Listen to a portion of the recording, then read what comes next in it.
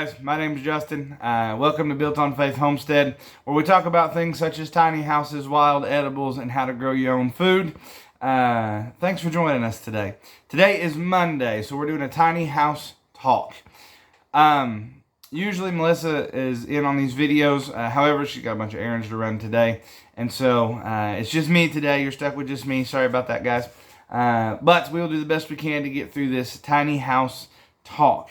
Hopefully to help you guys out if you ever think about doing anything like this. Now, what we have done, in case you're new to this channel, first time you ever seen this video or any of our videos, what we have done is we have bought one of those sheds that you see probably around your town's got some sort of lot that's got these shed buildings on it, and they've got, you know, maybe porches on the front or what have you, and they're real pretty on the outside, and you walk in and it's just 2x4 studs, right? They're built like a house on the inside, most of them, as far as their framework goes.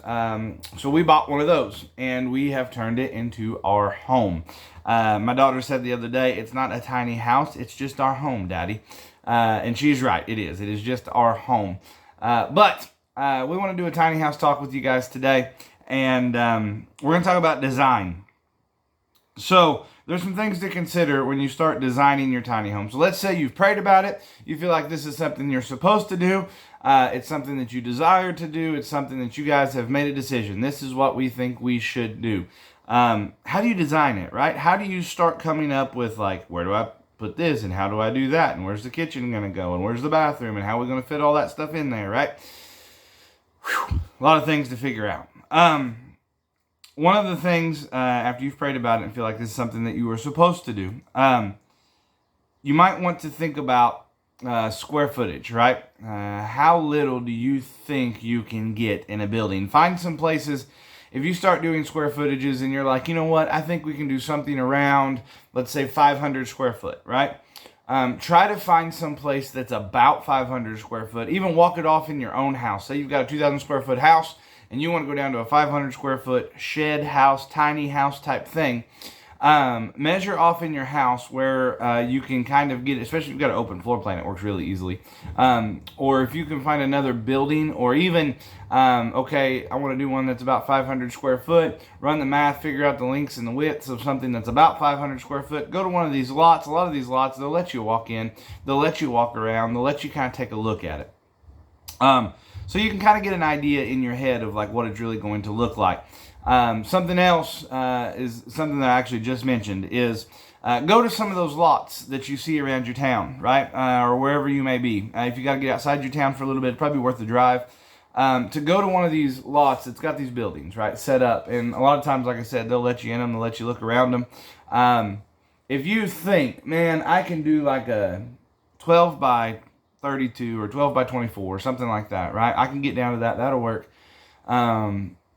Go into one that's that size. Figure out whether or not, because a lot of them, like that's got the porch on it, like I said in a previous video, that porch is included on your size.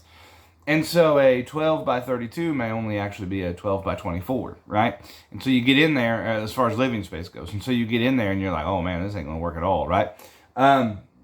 Look at the lofts. Some of the buildings that's got a porch, they've got a loft above the porch, but the ceiling height on that loft is really, really low. I'm talking like 2 foot, foot and a half, something crazy like that, right? Probably only usable for storage at best, right? And so get in some of those buildings, walk around them. Take your spouse with you, obviously, right? If you are married, take your wife with you. You and your wife both get in there and look. So you both understand what it actually looks like and the sacrifices you may actually have to make something like that work. Decide whether or not you want lofts. That's going to be a big one, right? If you can decide whether or not you want lofts or stairs in your building, it'll go a long ways to deciding your design. And so our particular building, like you guys seen in our previous videos, and I'll put some pictures into this video, our building has got a door right in the middle of it with lofts on both sides of our tiny house, right? We got one big open main floor on the bottom.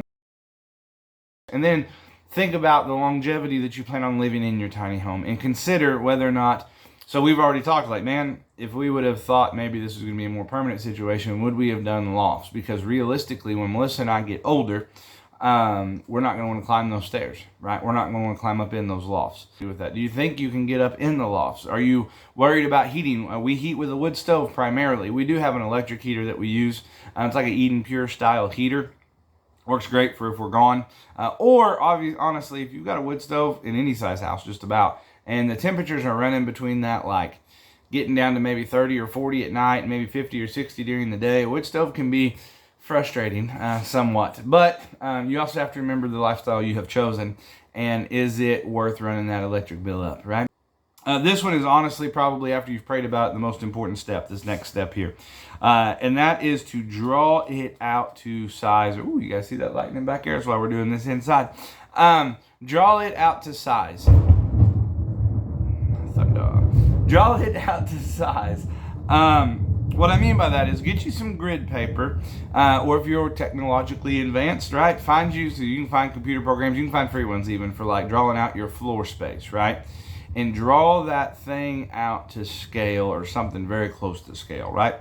So that you can really begin to understand how things are going to fit. Go measure your fridge. Go measure your stove. Go measure your washer and your dryer. Measure your table, right? And so, like for us, right, we've kind of got this U shape in our kitchen, and this is what we had planned on doing. I had planned on making the countertops a certain length and the cabinets a certain width, and so we drew all that into the grid work, and then we drew in that we're going to have a pantry, so we're going to lose about 2 feet all the way around the inside of our kitchen. Okay, so if we're going to lose that 2 feet, then what's it look like to slide the table in? Do we have room to actually sit and eat and enjoy ourselves, to get around? We have said before on our previous video about the only complaint, we have plenty of room at the table, but the only complaint we may have is when we are all sitting down to eat dinner already, and you're like, oh, I forgot to get the cottage cheese out of the fridge, right? And then you kind of got to shift around and move around a little bit to go get something like that.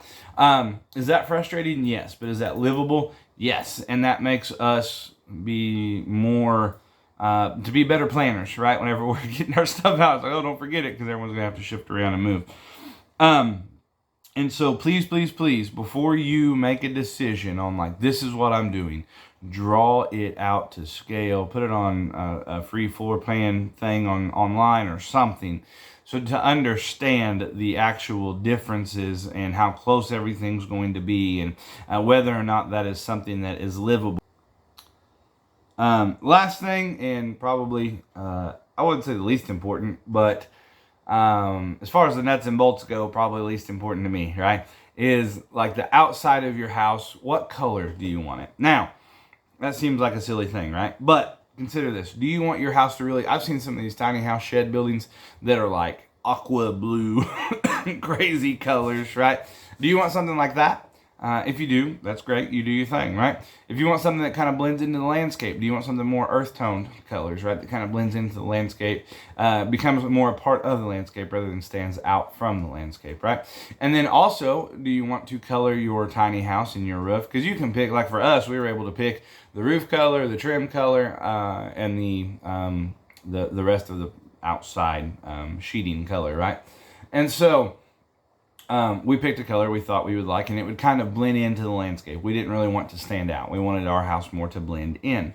And we're happy with that, right? But for you, maybe you want to stand out, or maybe you do want to blend in. Also, you need to consider, or should think about, what type of environment you live in. So if you live in the southern part of the United States, where it's warmer most of the year and you're going to be running your air conditioner a lot, maybe you might want to think about a lighter color on your house so it's not soaking up as much heat. If you live up in the northern part of the United States, where it gets really, really cold and stays cold for a long time, then you might think about doing a darker color. Whether you want to stand out or not, you can do either one, right? But you might think about a darker color that will help absorb some of that heat and help heat up your home as well.